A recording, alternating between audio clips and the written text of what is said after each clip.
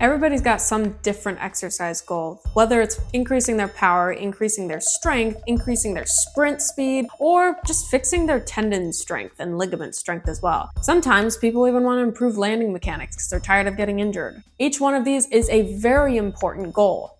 These three things I'm talking about are our muscles' movement in space. In every type of movement we have in our daily life, whether it's pushing or pulling or squatting or hip hinging forward, we have some type of loading that needs to happen first. This is that first phase, the eccentric phase. Now this is when our muscle is in its longest point. Let's take a bicep curl just as an example, even though it's considered an accessory exercise. A bicep curl, when your arm is completely extended out, your bicep is at its longest point. So let's say you have a dumbbell and you're curling that dumbbell towards you, you change the size of that muscle. Now it's short. So now you're in a different phase. When your muscle is loaded with resistance in its elongated form, that is called the eccentric phase. Now, these are just fancy names for resistance, weight, your muscle is long, and that's at the point where it's getting the weight. Let's move on to the next portion. When you're curling your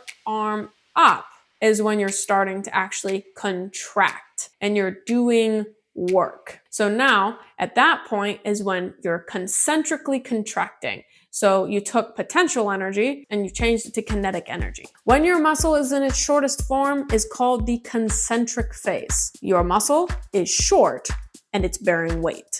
That is concentric. Last but definitely not least is that in-between phase, is the halfway point between the concentric phase where you're actually actively moving that muscle to become short, and it's between the elongated phase or the eccentric phase where your muscle is actively becoming longer. That in-between phase is called the isometric phase. Now, there can be two different forms of isometric. So you're holding it steadily in the contracted form, and you're just tensing it, and you're not changing anything. So in this case, you're just isometrically contracting it because you're taking a photo of yourself in the mirror. Or you're elongating it, you're leaving it elongated, you're just tightening that muscle like you're just trying to resist somebody pushing your hand down. There's no movement happening. I repeat that. There's no movement in the joint happening at this point other than just you're flexing your body.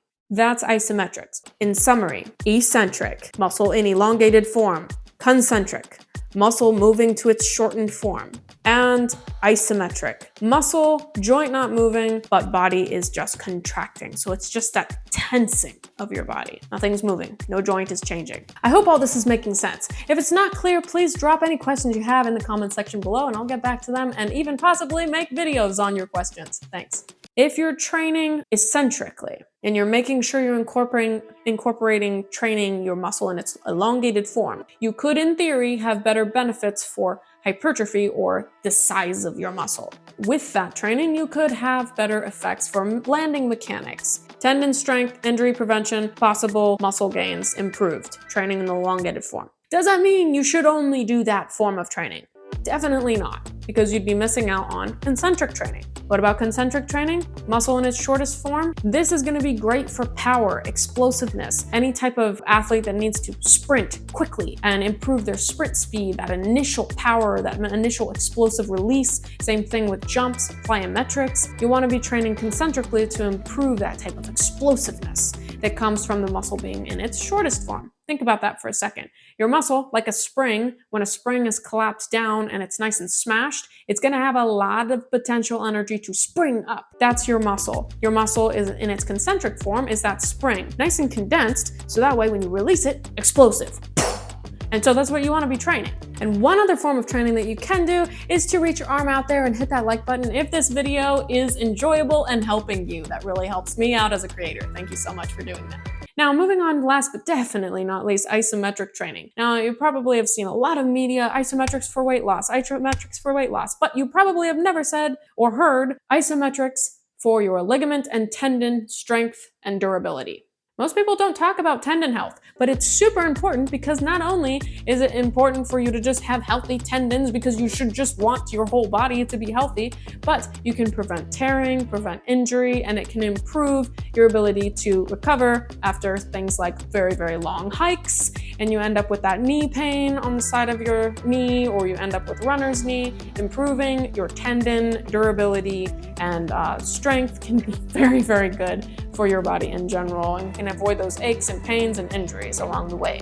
Isometrics can be very good for that. All type of strength matters, so make sure you're training all three. And again, I go into greater detail that you won't want to miss. If I don't already have those videos, they're right here about eccentric overload training, concentric overload training, and isometric training. Don't miss them. If they're not up there, I have this video that should be perfect for you.